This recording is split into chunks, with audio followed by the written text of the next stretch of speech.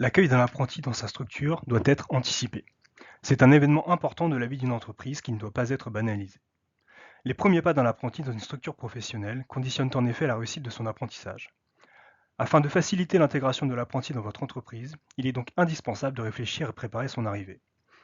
Cette vidéo vous aidera à mettre en place un cadre clair et sécurisant qui aidera l'apprenti à se sentir en confiance dès le premier jour. Nous allons aborder dans cette vidéo tous les éléments indispensables à l'accueil de l'apprenti.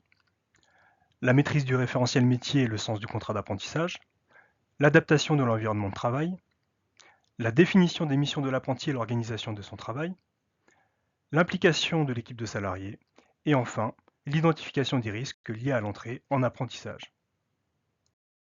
Avant d'accueillir un apprenti dans votre structure, vous devez être parfaitement informé sur la formation dans laquelle il s'est engagé. N'hésitez pas à prendre contact avec le centre de formation, qui vous expliquera tout ce que vous avez à savoir sur la conduite de l'apprentissage et vous adressera quelques recommandations. L'organisme de formation vous renseignera aussi sur la place et les fonctions précises de l'apprenti dans la structure et vous aidera à finaliser le dossier administratif indispensable à l'accueil. Prenez le temps d'étudier le règlement de formation que peut vous fournir l'organisme de formation pour bien saisir les contours, les enjeux et les objectifs du parcours. Le règlement, ou référentiel de formation, est un document pédagogique de référence dans lequel sont précisés les objectifs de formation, les compétences visées, les contenus pédagogiques, la progression des apprentissages, les méthodes pédagogiques possibles, les volumes horaires indicatifs et les modalités d'examen. Attention, les formations sont rénovées régulièrement. Assurez-vous de disposer du bon règlement.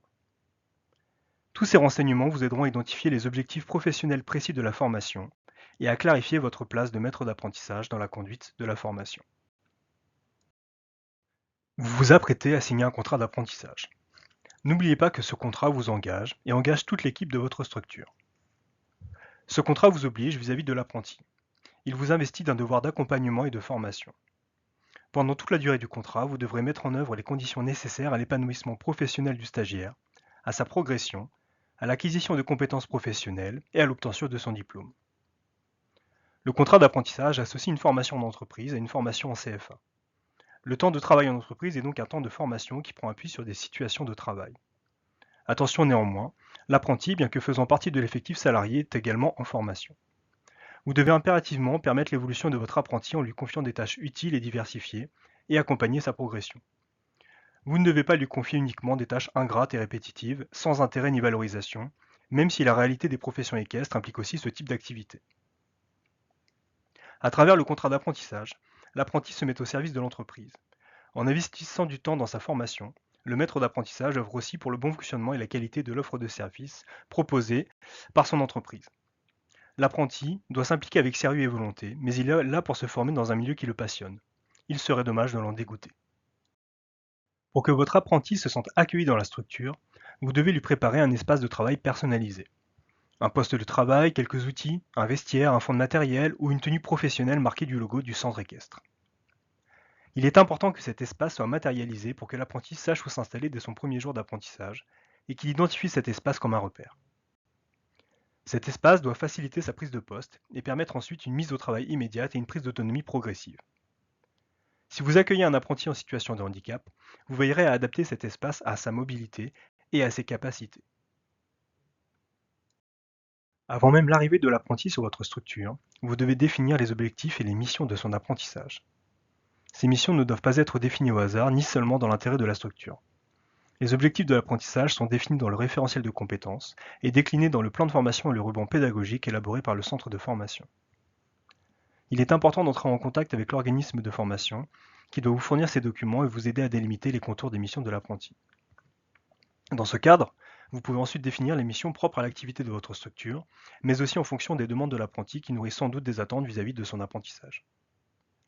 Pour vous aider à définir les missions de l'apprenti, il est conseillé d'élaborer une fiche de poste. Celle-ci vous aidera à cibler les missions qui correspondent parfaitement aux objectifs de formation, à la progression de l'apprenti et vous aidera à délimiter les missions de l'apprenti au cadre de l'apprentissage.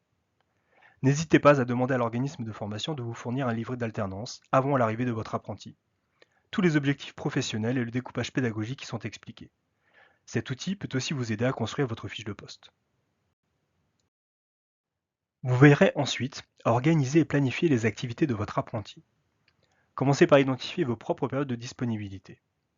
Vous connaissez l'organisation de votre centre équestre et les activités habituelles qui rythment votre quotidien. À partir de ce rythme de travail et de vos disponibilités, préparez un planning type dans lequel vous définirez des temps propices à l'observation tout d'abord, des activités complexes que l'apprenti ne peut pas faire seul et qui nécessitent une observation et une explication préalable à la pratique, une séance d'enseignement, un protocole de soins aux équidés ou la préparation d'une randonnée. Des activités habituelles ensuite qu'un apprenti peut accomplir seul, le nettoyage des box, le rangement de la sellerie ou le pansage des équidés. Des temps propices à l'expérimentation aussi, sous la supervision du maître d'apprentissage, comme l'animation d'une séance d'équitation ou la conduite d'une randonnée. Des bilans périodiques enfin, hebdomadaires ou mensuels qui demandent une disponibilité totale du maître d'apprentissage. Cette planification des activités est indispensable et évite les situations où l'apprenti ne sait pas quoi faire, reste sans rien faire et où cela risque de lui être reproché. Votre équipe sera inévitablement impliquée dans la formation de votre apprenti, directement ou indirectement. Même si un maître d'apprentissage est désigné pour accompagner l'apprenti, il semble évident que chaque employé du centre équestre sera amené à travailler avec lui. Pour que cette collaboration s'opère au mieux, il est important de préparer l'équipe à l'arrivée de l'apprenti, de la sensibiliser à son profil et de rappeler à chacun son devoir d'accompagnement et d'exemplarité. Il est aussi nécessaire d'identifier des personnes ressources, de mettre en relief leurs compétences spécifiques pour les mettre à contribution ponctuellement dans certains domaines précis de la formation. Par exemple, si votre monitrice d'équitation est plus à l'aise que vous avec l'outil informatique, il est peut-être intéressant de lui confier votre apprenti pour lui apprendre à mettre en forme une fiche d'activité ou à préparer une affiche de sensibilisation à un événement du club. Une équipe préparée et engagée facilitera l'accueil de l'apprenti et garantira la réussite de son apprentissage. Avant d'accueillir votre apprenti, vous devez enfin mesurer les risques d'une telle démarche afin d'éviter les difficultés qui peuvent mener à une rupture d'apprentissage. Vous allez peut-être accueillir un apprenti mineur. Vous devez dans ce cas impérativement impliquer les parents dans la formation du jeune. Faites-leur visiter la structure, présentez-leur l'équipe et assurez-vous qu'ils soient présents lors de la signature du contrat afin qu'ils reçoivent la même information que leur enfant. Signifiez-leur vos attentes de façon explicite et prenez le temps de répondre à leurs questions pour les rassurer, les mettre en confiance et vous assurer de leur adhésion à votre fonctionnement. Leur confiance et leur coopération seront facilitantes pour la suite de l'apprentissage. Vous serez le garant de la sécurité morale du jeune apprenti que vous vous apprêtez à accueillir. Sensibilisez votre équipe à son rôle éducatif et à son devoir d'exemplarité. Vous devez prévenir tous les propos ou les comportements indécents qui mettraient mal à l'aise un adolescent, qui pourraient être mal perçus ou qui laisseraient planer une forme quelconque d'ambiguïté. Si vous accueillez un jeune apprenti, ne présumez pas de sa maturité ni de son degré d'autonomie. Soyez prêt à vous engager pleinement dans une relation d'accompagnement. Plus vous serez présent auprès de lui au début de sa formation, plus vite il acquérera les bons gestes et deviendra autonome. N'attendez pas de lui, dès le début, l'autonomie et l'esprit d'initiative d'un adulte. Votre responsabilité de maître d'apprentissage sera enfin de prévenir le décrochage.